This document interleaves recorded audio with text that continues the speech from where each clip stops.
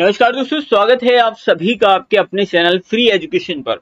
और आज कवर करने वाले हैं एक ऐसा टॉपिक जहां से हर एक एग्जाम से प्रश्न पूछे जाते हैं, यानी कि वैदिक काल। इसको हम पूरे डिटेल में कवर करने वाले हैं। अभी तक के डिफरेंट एग्जाम्स में जितने भी वैदिक काल से रिलेटेड क्वेश्चंस पूछे गए हैं वो सारे ही हम यहाँ पर कवर करने वाले हैं।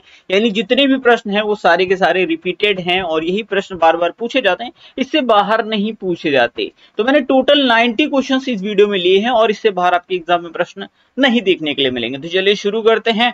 काफी ज्यादा इंपॉर्टेंट सेशन होने वाला है। अगर आपको इनके आंसर्स पता हो तो आप कमेंट बॉक्स में टाइप कर सकते हैं। वेदों की संख्या कितनी है? ये बहुत इजी प्रश्न है, 4 है। फिर भी ये प्रश्न कई बार एग्जाम में पूछा गया है। 4 वेद होते हैं। एक होता है ऋग्वेद, और फिर होता है सामवेद, फिर होता है यजुर्वेद, और फिर होता है अथर्ववेद। ये 4 वेद होते हैं। वेद का क्या अर्थ है? तो वेद का अर्थ होता है ज्ञान। ये भी एग्जाम में कई बार प्रश्न पूछा गया है। वैदिक काल को कितने भागों में बांटा गया? ये काफी इंपॉर्टेंट क्वेश्चन है। वैदिक काल को 2 भागों में बांटा गया है और इन्हीं भागों से प्रश्न पूछे जाते हैं। तो इस कैटेगराइजेशन को आपको जरा ध्यान से देखना होगा। वैदिक काल जो है ये 1500 से 600 ईसा पूर्व के बीच में माना जाता है और वैदिक काल को 2 पार्ट्स में डिवाइड किया गया है। सबसे पहला है ऋग वैदिक काल, या फिर इसको पूर्व वैदिक काल के नाम से भी जाना जाता है। दूसरा है उत्तर वैदिक काल। तो ऋग वैदिक काल या पूर्व वैदिक काल का जो टाइम पीरियड है वो 1500 से लेकर के 1000 ईसा पूर्व, और उत्तर वैदिक काल का जो है वो 1000 से लेकर के 600 ईसा पूर्व है। इसको आपको ध्यान रखना है क्योंकि क्वेश्चंस ना ऐसे ही पूछे जाएंगे। जैसे कि पूर्व वैदिक काल में प्रमुख देवता कौन थे, फिर पूछेगा उत्तर वैदिक काल में प्रमुख देवता कौन से थे, है ना। तो इस तरह से प्रश्न वो घुमा फिरा के आपसे पूछेगा, इसलिए ये कैटेगराइजेशन आपको याद रखना काफी ज्यादा जरूरी है। चलिए देखते हैं कौन कौन से प्रश्न बनेंगे। तो ऋग वैदिक काल के प्रमुख देवता कौन माने जाते हैं? देखिए 2 मैंने आपको बताया, ऋग्वैदिक काल और उत्तर वैदिक काल। तो ऋग्वैदिक काल की जो जानकारी है वो ऋग्वेद से ही प्राप्त होती है और उत्तर वैदिक काल की जानकारी सामवेद, यजुर्वेद और अथर्ववेद से प्राप्त होती है। तो ऋग्वैदिक काल के प्रमुख देवता कौन है? मैंने आपको कहा अलग अलग क्वेश्चन पूछे जाएंगे। तो ऋग्वैदिक काल में जो प्रमुख देवता थे वो थे इंद्र, अग्नि और सोम, और इनमें भी इंद्र सर्वश्रेष्ठ देवता माने गए हैं। सबसे प्राचीनतम वेद कौन सा है? ऋग्वेद ही सबसे प्राचीनतम वेद है।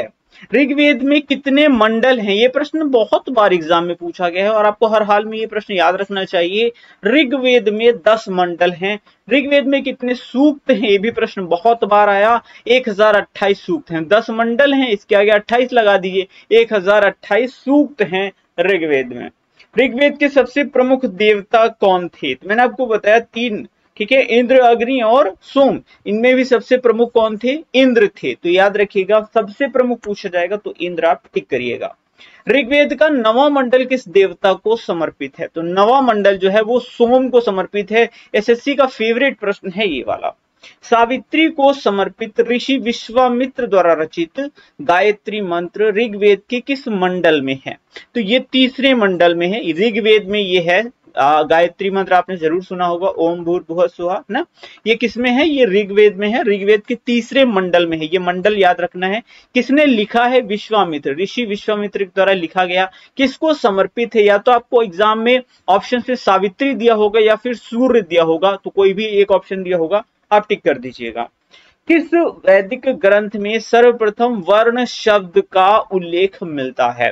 वर्ण शब्द का उल्लेख सर्वप्रथम ऋग्वेद में ही मिलता है। वर्ण 4 थे, आपको पता ही होगा। कौन कौन से वर्ण थे? तो एक तो ब्राह्मण, क्षत्रिय, वैश्य और शूद्र 4 वर्ण थे। तो इनका सर्वप्रथम उल्लेख जो है आपको ऋग्वेद में देखने के लिए मिलेगा। ऋग्वेद की मूल लिपि क्या है? तो मूल लिपि थी इसकी ब्राह्मी। कौन सी लिपि थी? ब्राह्मी लिपि थी।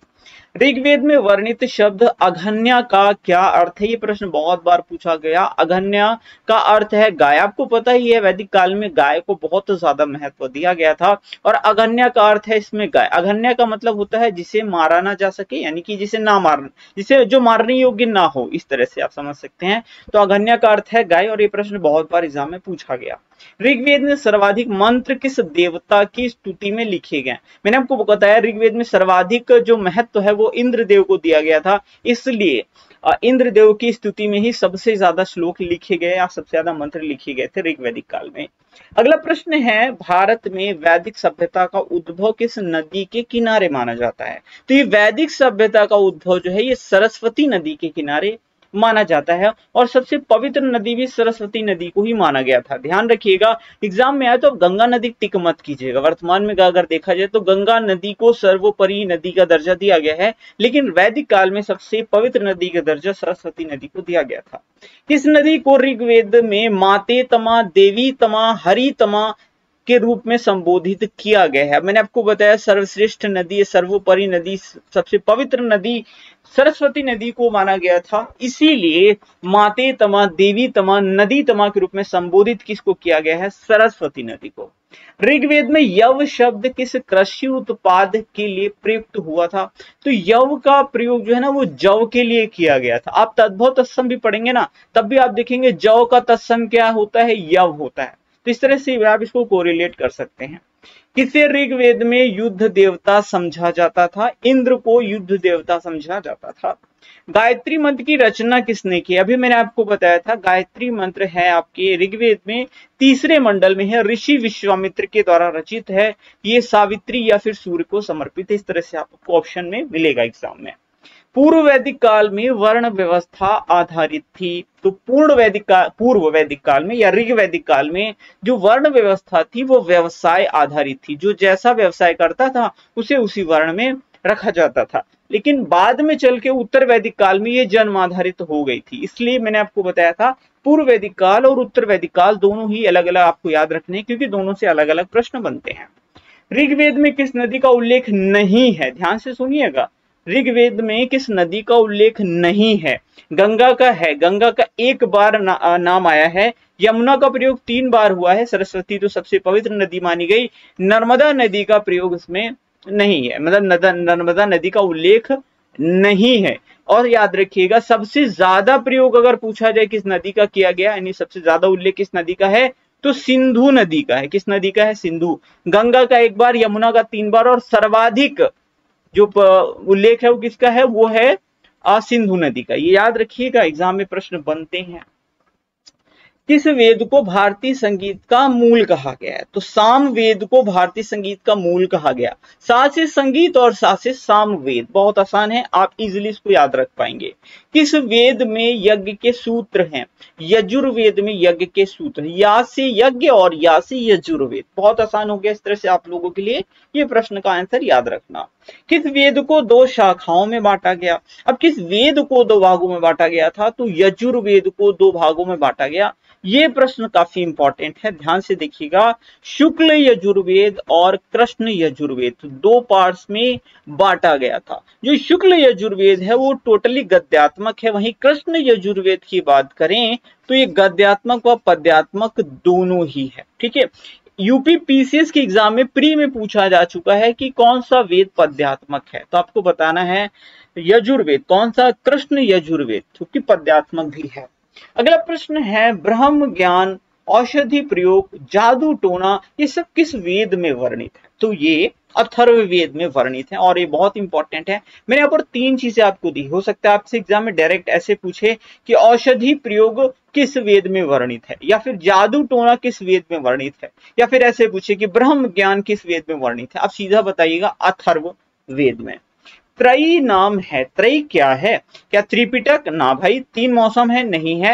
हिंदू धर्म के 3 देवी देवता यानी ब्रह्मा विष्णु महेश? ना। त्रयी का मतलब है 3 वेदों का समूह, मतलब 3 वेदों से इसका संबंध है। अगला प्रश्न भी ऐसा ही है, कौन सा वेद वेद त्रयी का भाग नहीं है? 3 वेदों को मिलाकर के वेद त्रयी बोला गया है। ये वेद है ऋग्वेद, सामवेद, यजुर्वेद। यानी इस क्वेश्चन के अकॉर्डिंग देखा जाए तो अथर्ववेद इसका आंसर होगा, क्योंकि अथर्ववेद वेद त्रयी का भाग नहीं है। ये एग्जाम में प्रश्न पूछा गया है। सारे ही प्रश्न हैं जो मैंने इस वीडियो में लिए हैं पूछे गए हैं, प्रीवियस ईयर क्वेश्चंस हैं। वैदिक युग में रावी नदी को किस नाम से जाना जाता था? परुषणी नदी के नाम से जाना जाता था वैदिक युग में रावी नदी को।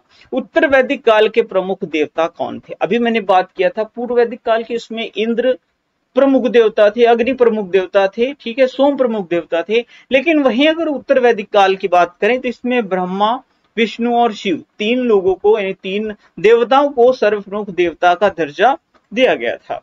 सर्वप्रथम लोहे के साक्ष्य कहां से मिलते हैं? कई बार एग्जाम में प्रश्न पूछा गया।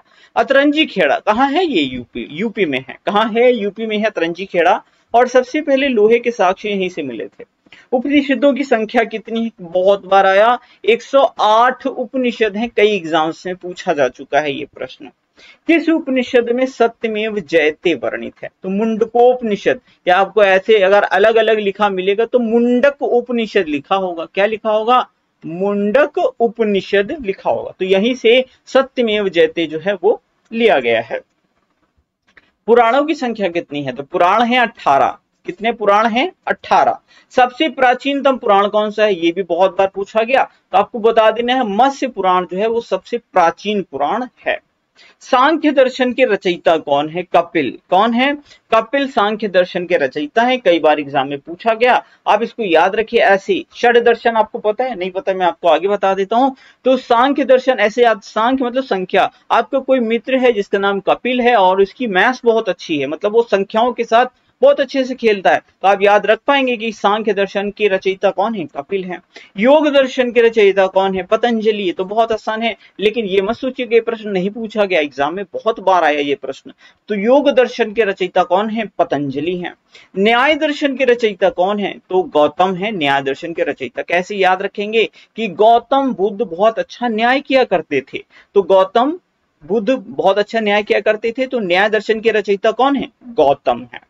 वैशेषिक दर्शन के रचयिता कौन है? कणाद या उलूक वैशेषिक दर्शन के रचयिता है। बहुत बार एग्जाम में ये भी आया। पूर्व मीमांसा के दर्शन के रचयिता जैमिनी। कहाँ है? जैमिनी। पूर्व मीमांसा के जैमिनी। और उत्तर मीमांसा दर्शन के रचयिता कौन है? बादरायण।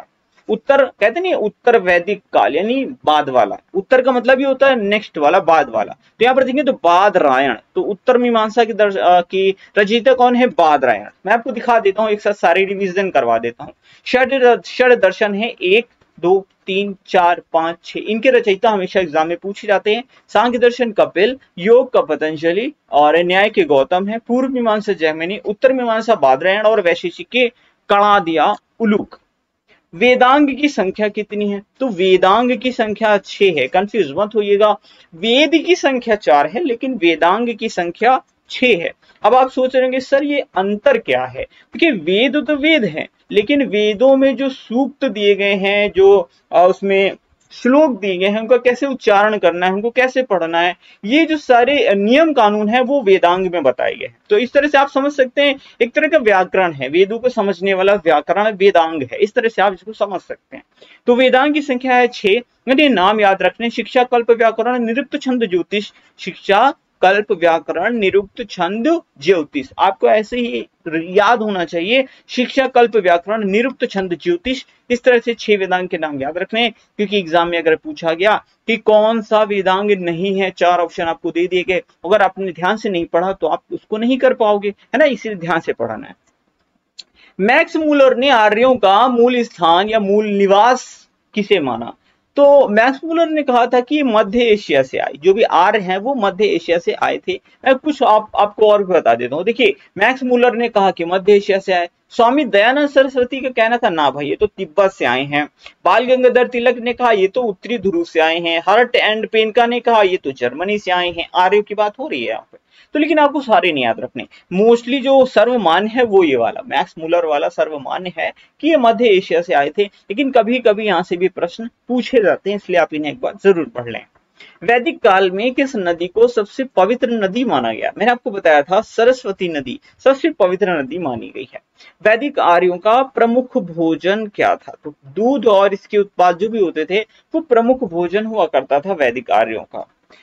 वेदों में सदा नीरा किस नदी को कहा गया? तो ये सदा नीरा जो है ना, ये गंडक नदी को सदा नीरा नदी के नाम से जाना जाता था।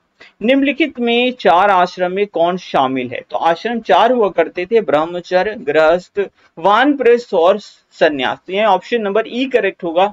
सभी जो है 4 आश्रमों का पार्ट हैं। किस उपनिषद में सर्वप्रथम 4 आश्रमों ब्रह्मचर्य, गृहस्थ, वानप्रस्थ और संन्यास का वर्णन देखने को मिलता है? तो किसमें देखने को मिलता है? किस उपनिषद में? जाबल उपनिषद। अगर इसका आप संधि विच्छेद करेंगे तो जाबलोपनिषद हो जाता है। तो जाबल उपनिषद में ये 4 आश्रमों का उल्लेख देखने के लिए मिलता है। प्राचीन काल में घग्गर नदी को किस नाम से जाना जाता था? तो घग्गर नदी को किस नाम से जाना जाता था? द्विशदंती बोला जाता था। क्या बोला जाता था? द्विशदंती। परुशुनी जो थी वो रावी नदी हुआ करती थी। अस्कनी जो थी वो चिनाब नदी हुआ करती थी, है ना। और पंपा जो है वो तुंगभद्रा का पुराना नाम है। ठीक है, किसका नाम है? तुंगभद्रा नदी का पुराना नाम है। वैदिक साहित्य में प्रयुक्त ब्रीही शब्द का क्या अर्थ है? बहुत बार आया है, चावल होता है। ब्रीही का अर्थ है चावल। ठीक है। अगला प्रश्न है, कौन सा वेद धार्मिक अनुष्ठानों से संबंध रखता है? तो धार्मिक अनुष्ठानों मतलब यज्ञ वगैरह किया जाएगा ना, जब धार्मिक अनुष्ठान होंगे तो यज्ञ किया जाएगा। तो यज्ञ यासी यज्ञ और यासी यजुर्वेद मैंने आपको याद कराया था। तो धार्मिक अनुष्ठानों का संबंध है यजुर्वेद से। औषधि वेद, औषधि विज्ञान वेद है, तो औषधि आसे अथर्ववेद है ना। तो मैंने आपको याद रखा है, कराया था। जादू टोना हो, ब्रह्म ज्ञान हो, औषधि विज्ञान हो, ये किसमें है? सारा अथर्ववेद में। आध्यात्म ज्ञान के विषय में नचिकेता और यम संवाद किस उपनिषद में है? तो नचिकेता संवाद या नाच, ठीक है ऐसे छोड़ देते हैं। नचिकेता और यम संवाद जो है वो किस में दिया गया है? कठोपनिषद में। किस में दिया गया है? कठोपनिषद में दिया गया है। बहुत इंपॉर्टेंट है, कई बार एग्जाम में आया है। कौन सा प्राचीन भारतीय ग्रंथ दार्शनिक ग्रंथ माना जाता है? तो उपनिषद को दार्शनिक ग्रंथ माना जाता है।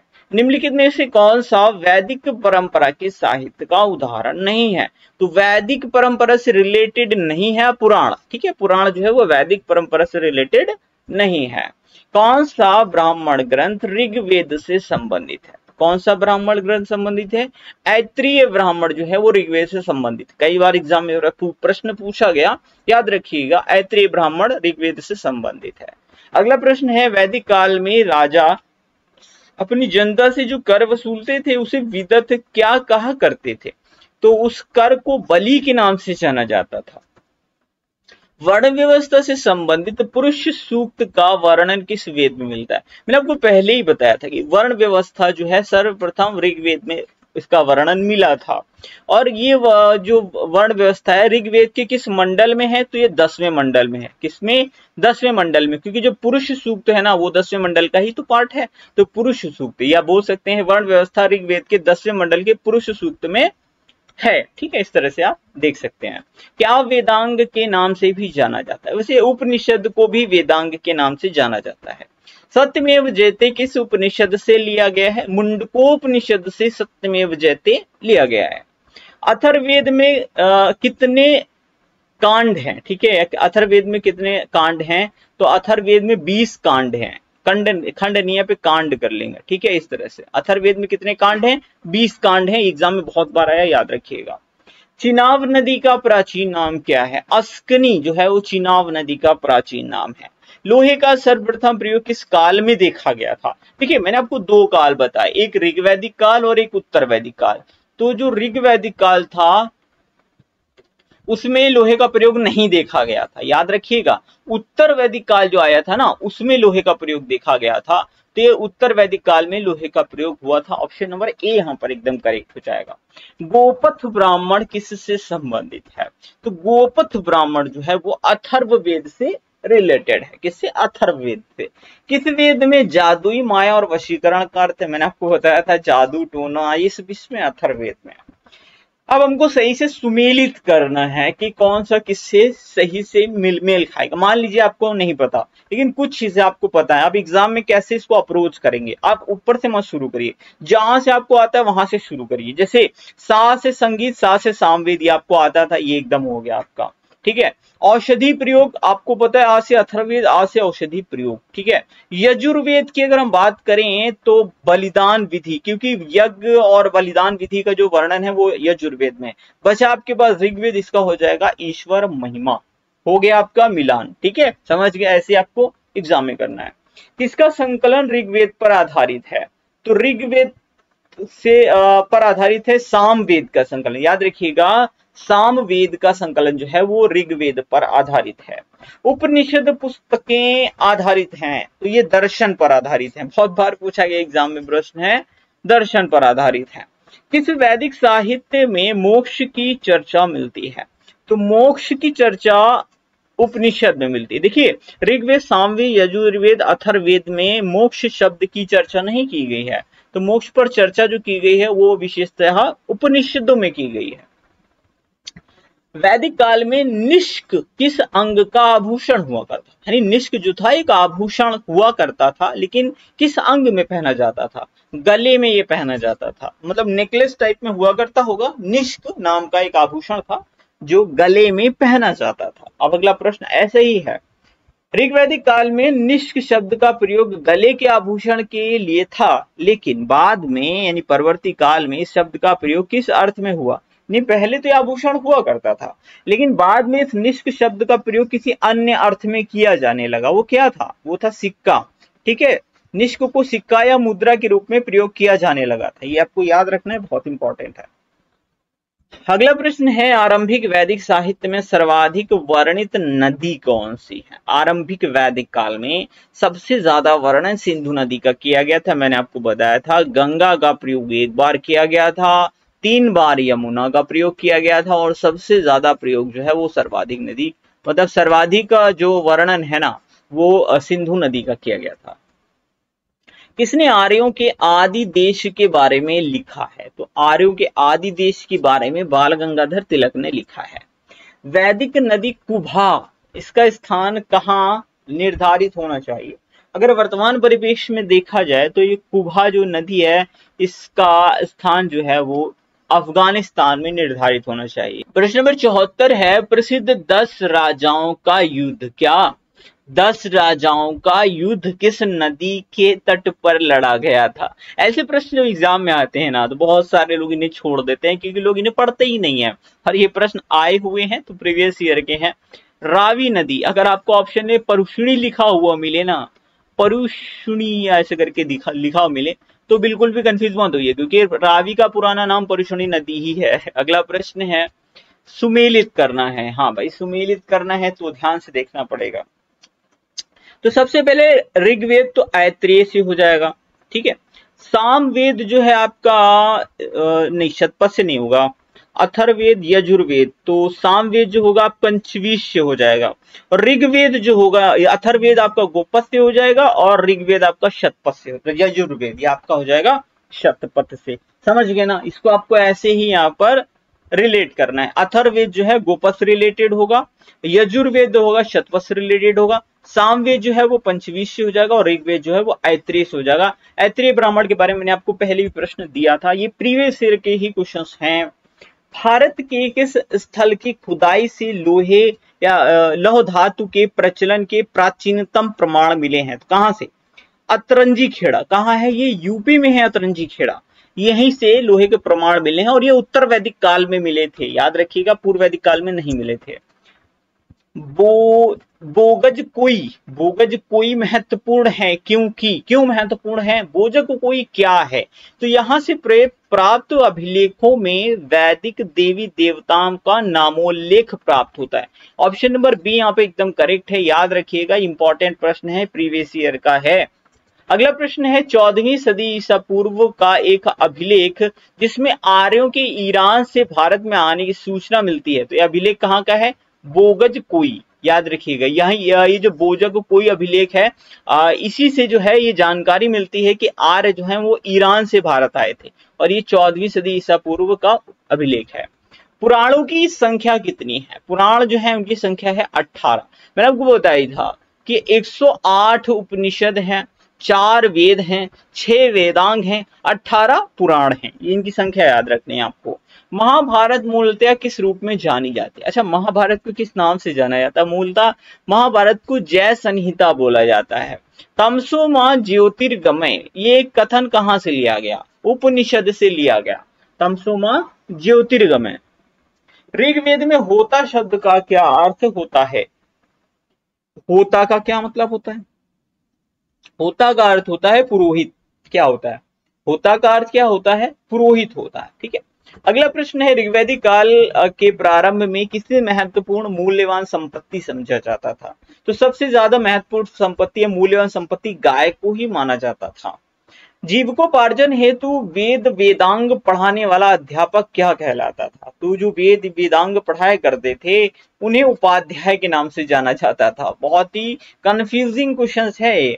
अब बहुत सारे जिन्हें नहीं पता वो आचार्य भी टिक कर सकते हैं, कुछ लोग पुरोहित भी टिक मार सकते हैं, लेकिन करेक्ट आंसर जो है वो क्या है? वो है उपाध्याय।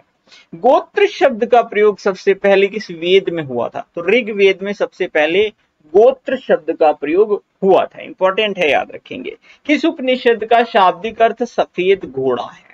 तो श्वेताश्वतर उपनिषद का जो शाब्दिक अर्थ है उसका मतलब होता है सफेद घोड़ा। श्वेत से ही समझ गए होंगे, काफी सारे लोग इसका संधि विच्छेद करके भी निकाल सकते हैं आंसर। तो ये क्वेश्चन आया हुआ है एग्जाम में। वैदिक कर्म कांड में होता या होत्र का संबंध है ऋग वैदिक काल से, ठीक है। होता या होत्र का संबंध ऋग वैदिक काल से है, याद रखिएगा, इंपॉर्टेंट प्रश्न है। संस्कारों की कुल संख्या कितनी है? तो संस्कारों की संख्या है 16। कितनी है? 16 संस्कारों की संख्या है। गंडक नदी को प्राचीन काल में किस नाम से जाना जाता था? गंडक को सदा नीरा के नाम से जाना जाता था।